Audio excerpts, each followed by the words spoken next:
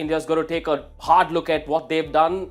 Yes, the first one day was won by India, not without a scare against Mitchell Starc. The Indian batting has a few questions to answer, Zach. If you were asked to analyze or look at where India have gone wrong in this series, after winning the first one to lose the second and the third, what are the key lessons for the Indian batting, especially in this three-match series? Well, for sure, I think they will look at the options, the approach, and how you can deal with this kind of a situation again. That is something will definitely be there.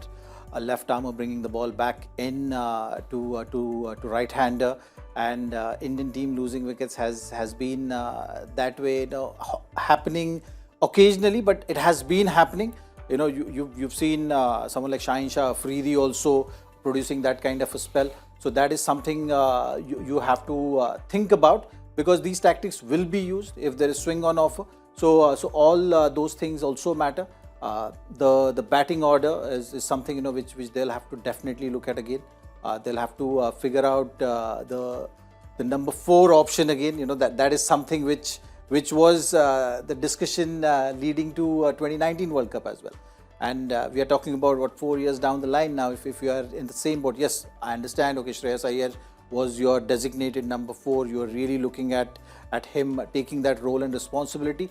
But if he is going to be injured now for the longer time, then you have to really find these answers, and you need to have that pattern sorted in terms of how you're going to approach the 50 overs. Like how DK was also mentioning, it's about constantly slightly pushing that tempo higher and higher, and then having a very specific plan. Okay, at 35 over mark you should be somewhere around this, depending on particular conditions. Those kind of discussions I feel will be happening and will be looked at.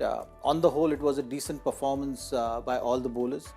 The second game I'm not counting in bowling, because after batting, bowlers didn't really have an opportunity in that. But in Wankhede, they did create that kind of impact. Here also, they restricted Australia after having batted first.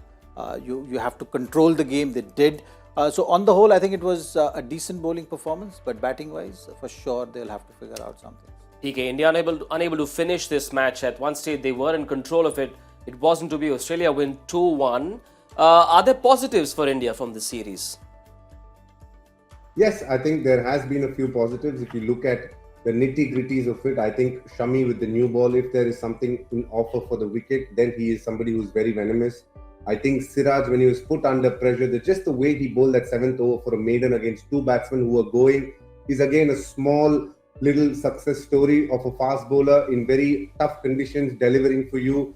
Kuldeep Yadav is again a very, very good positive story there to take out. I think in the batting, the intent that they're showing in the first 10 overs is phenomenal. So there are many positives for India to look at. But what they need to be aware is, what are their options for number 4 if Shreyas Iyer is not fit? That they need to be ready with. If Shreyas Iyer is fit, it's obvious that he will walk into this team. He deserves to be in that team at number 4. If he is not there, what are they going to do? What is the batting order going to look like? And if Bumrah is there, what is the bowling order going to look like? And if Bumrah is not there, who is your designated death bowler?